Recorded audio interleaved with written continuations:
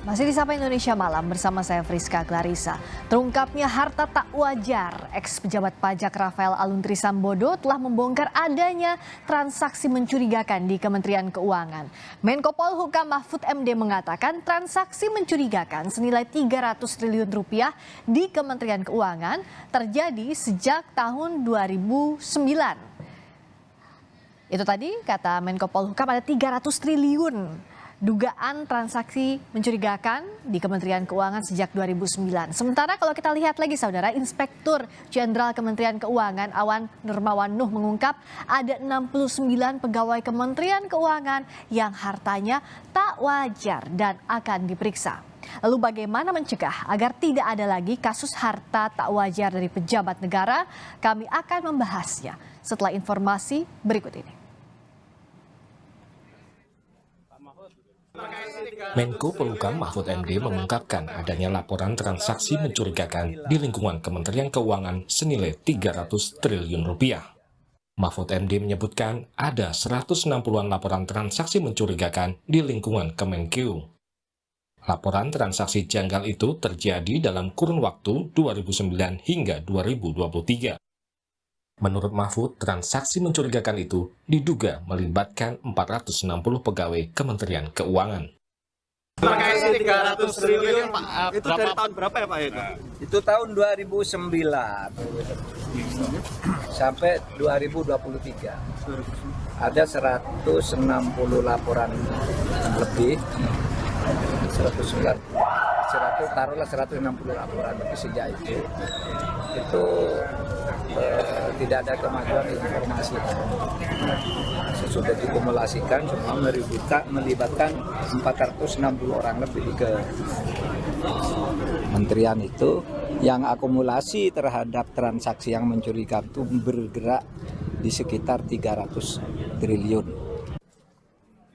Mahfud menjelaskan laporan itu menumpuk dan selama ini tidak ditindaklanjuti hingga akumulasi nilainya mencapai 300 triliun rupiah.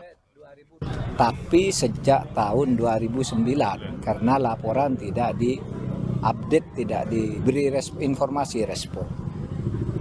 Kadangkala respon itu muncul sesudah menjadi kasus, kayak yang Rafael itu jadi kasus selalu dibuka, loh ini sudah dilaporkan dulu kok di demand gitu. Baru sekarang bisa. Dulu Angin Prayitno sama, nggak ada yang tahu sampai ratusan miliar. Diungkap oleh KPK baru dibuka gitu. Nah itu saya kira karena kesibukan yang luar biasa sehingga perlu sistem aja ya menurut saya. Mungkin saya sangat hormat dan salut pada Bu Sri Mulyani yang begitu hebat itu untuk membersihkan itu sudah lama, mengambil tindakan-tindakan cepat, tapi menumpuk sebanyak itu karena bukan Sri Mulyani itu ganti menteri udah 4 kali kan kalau sejak tahun 2009 tidak bergerak, dan keirjenan baru memberi laporan kalau dipanggil kali, sehingga Pak itu hanya kecil-kecil itu kan tidak ada masalah gitu. Terkait temuan transaksi janggal 300 triliun di Kemenkeu, Deputi Pencegahan dan Monitoring KPK, Pahala Nainggolan menyatakan pihaknya belum memiliki datanya.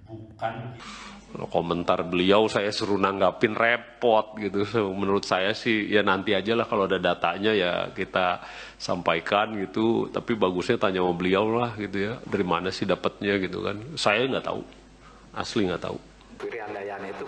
Temuan transaksi janggal 300 triliun di Kemenkeu telah dilaporkan Mahfud MD ke Menteri Keuangan Sri Mulyani dan PPATK.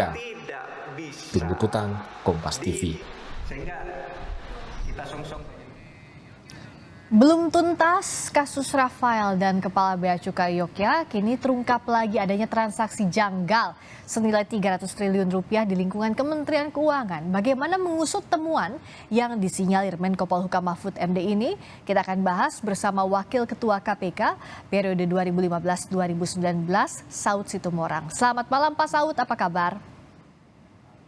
Kabar baik, selamat malam kembali Indonesia. Pak Saud, dari pernyataan terakhir Menko Polhukam ada temuan baru transaksi janggal 300 triliun rupiah. Ini kalau KPK periodenya Pak Saud, waktu itu apakah mendengar juga data atau laporan ini, dan gimana Pak Saud melihat hal yang terjadi saat ini di Kementerian Keuangan, pejabat kaya yang akhirnya mulai diusut satu persatu? Ya soal pajak ini sejak saya tahun 85 masuk BIN itu udah ada soal pajak. Makanya laporan pertama saya jadi intel itu penyelewengan pajak di salah satu perusahaan. Begitu balik ke Jakarta nggak ada tindak lanjut, saya marah-marah sama bos saya bilang, udah tugas kamu ngelapor. Coba. Tahun 87 itu. Makanya dalam paper saya masuk KPK itu stated di dalam paper saya nyebut soal pajak prioritas. Dan oleh sebab itu ketika kita di sana, Pak Agus, saya, Pak Laude, Pak Alek, dan Ibu Basaria, prioritas di teks ini sangat detail kita, bahkan masuk ke taping box. Kalau kamu makan di restoran, diupayakan hari itu juga 10%-nya masuk ke dinas pajak dan seterusnya. Tapi detail-detail seperti itu kan kelihatannya di permukaan gitu. Iya. Ya kan? Tapi bagaimana sebenarnya perilaku tax officer ini kan yang selalu berselimut di balik undang-undang dan selalu berselimut di balik kepentingan negara, itu kan kesannya untouchable. Coba tanya orang BPK, pernah nggak ngaudit pajak? Pasti dia bilang nggak bisa, BPK nggak bisa ngaudit pajak. Itu nggak boleh itu. Apa BPK kendalanya itu malah sebenarnya lebih Pak Saud? tinggi. Ya selalu bicaranya undang-undang. Selalu bicaranya undang-undang. Sedangkan BPK itu di dalam Undang-Undang Dasar 45 itu dia masuknya. Malah lebih tinggi itu dari segalanya gitu. Jadi maksud saya gini loh. Ini nanti akan begini terus. Lu catat deh ya. Saya ngomong hari ini gitu. Kita lihat nanti. Ganti Bu Sri Mulyani atau nggak ganti. Nanti kita lihat. Kan tadi udah dibilang oleh Pak Mahfud. Tahun 2009. Berarti kan hampir 26 tahun gitu. Kok aneh 26 tahun. Saya tahun 87 udah ngomong kayak begitu kok kerja saya. Saya ingat bener laporan saya pertama jadi Intel itu laporannya pajak. Ada satu perusahaan itu nebang-nebangin hutan nggak bayar gitu. Dapat info valid banget itu. Tapi itu yang saya maksudkan kembali lagi, kalau ketika kita sudah mulai tidak mau di check and balance, apapun bentuk check and balance, entah itu lewat NGO, entah itu lewat hukum, entah itu lewat instansi terkait, entah itu kalau kita bicara penegak hukum, yaitu berarti kejaksaan, kepolisian, dan KPK. Ya, pajak ini kan terkesan untouchable dari sisi yang disebut yang undang-undang perlindungan pajak. Ini persoalan besar kita. Yang nggak boleh kita bilang, oh nggak begitu kali Pak Saud, siapa bilang nggak gitu, coba tanya deh konsultan pajak sama orang-orang pemerhati pajak, pasti ngomongnya sama gitu loh. Ya. Jadi maksud saya, tanpa kita harus bicara karena kita nggak punya bukti sampai kita bisa mempidanakan orang, apakah itu nanti pasal 5, pasal 12, atau pasal gratifikasi, atau pasal 2, dan seterusnya. Ya kita tetap harus berpikir, karena gini, kalau kita bicara LHKPN, itu mindsetnya saya berulang-ulang mengatakan itu pencegahan. Tapi sebenarnya kita berpikirnya terus penindakan. Masa sih ada petugas pajak mereka dapat uang segitu itu karena hasil murninya, kan kita nggak boleh menuduh, tapi kita juga nggak boleh lepas begitu aja. Ya. Nyatanya kok sampai ketemu angka sampai 400 T di 400 orang, satu orang jadi kira-kira hampir 1 T gitu kan ya. Iya. Jadi gitu. Nah kalau Pak Ya. Mahfud juga kan bicara soal penindakan tadi, menyebut biasanya yang seperti ini laporan ini baru ditindaklanjuti kalau udah ada dugaan tindak pidananya sudah atau bahkan sudah jadi kasus. Pak Saud lihatnya apakah polanya seperti ini begitu, dan selain tadi berlindung di balik undang-undang perlindungan pajak, apalagi yang jadi kendala?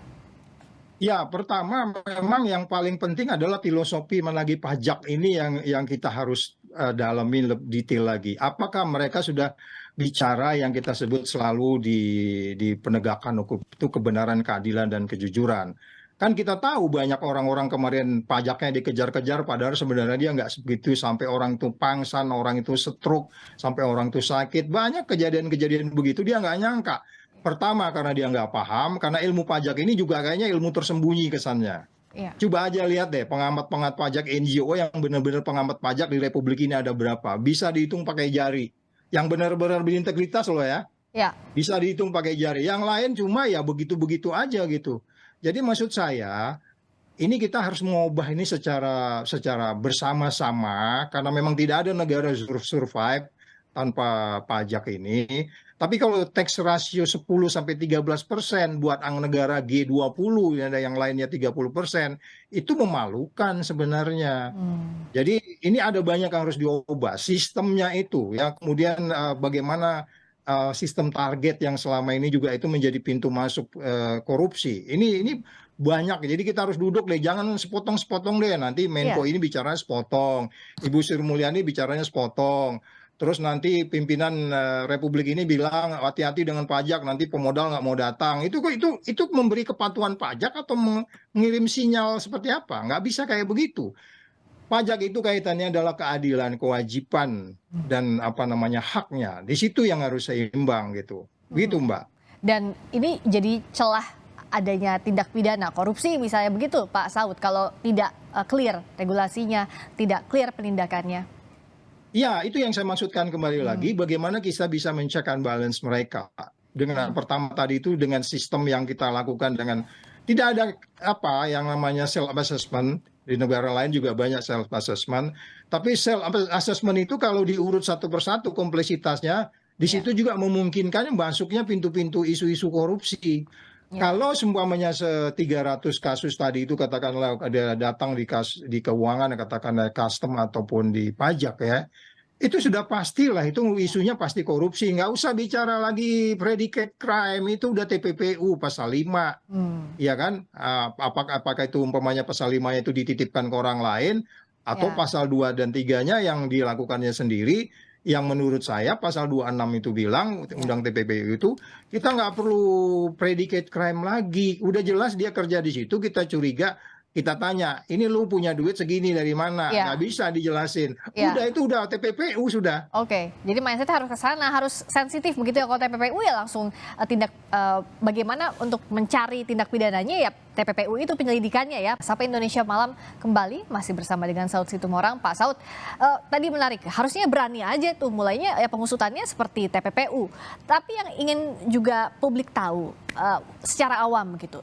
Sebenarnya bentuk laporan, misalnya kecurigaan, adanya transaksi mencurigakan, itu laporan awalnya kayak gimana sih Pak Saud? Apakah misalnya nilainya itu kecil-kecil, jadi tidak bisa diproses, atau ada pembiaran sengaja begitu? Ya, kalau bicaranya KPK itu kan selalu uangnya itu di atas 1 miliar kalau bicara korupsinya di situ. Tetapi kalau kita bicara PPATK nggak begitu. Dia melihat dari prinsip yang di perbankan know your customer. Artinya customernya itu profilnya ya gaji biasa orang ini pastilah paling tinggi 50 juta sebulan atau 40 juta. Tapi ujung-ujung kok tiba-tiba ada yang masuk ya kan. Itu begitu masuk itu kan pasti di luar profilnya dia. Itu alarm pasti bunyi ning ning ning ning kasih kata ada. Kemudian perbankan lapor PPATK. Dicek nama-namanya, didalemin sama mereka, pakai metode cross check, double check, triple check, lihat lagi, ditelusuri lagi, nggak menutup kemungkinan. Saya pikir juga mereka benar-benar mengakukan metode-metode yang dilakukan intelijen yang lebih profesional, apakah itu dengan teknologi dan seterusnya, sampai kita meyakinkan bahwa ini uang tidak sesuai dengan profil orang itu. Kemudian keluarlah kemarin yang kita pernah sebut itu 183 triliun hasil korupsi yang kemarin dilaporkan awal tahun. Itu kan semuanya saya nggak tahu akumulasinya karena saya nggak tahu persis bentuk laporannya. Tapi pengalaman saya selama menerima laporan BPPATK itu barang sudah mateng. Contohnya gini nih, ada orang jabatannya sangat high profile di Republik ini, masuk rekening ke istrinya, masuk ke rekening ke suaminya, terus PPATK lapor, ya kan? Nah kemudian ini kan harusnya didalemin.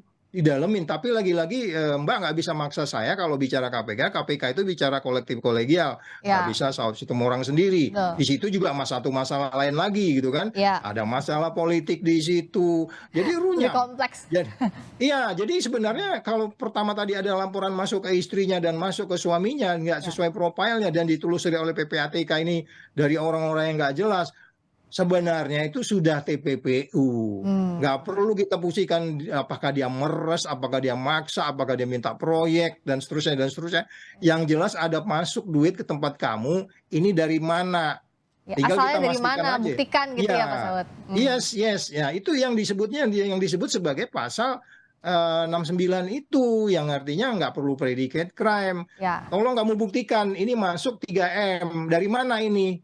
Gitu kan? Ya itu kita harus di TPPU kan, tapi kita kadang-kadang kan nggak mau kayak begitu. Sampai kemudian kita bilang ya undang-undang illicit enrichment-nya deh, nasibnya akan sama dengan undang TPPU nanti. Karena ini bicara implementasi gitu loh. Nah agar efektif implementasinya, singkat saja Pak Saud, apa dong jadi kuncinya? Kalau mau betul-betul bersih-bersih sekarang?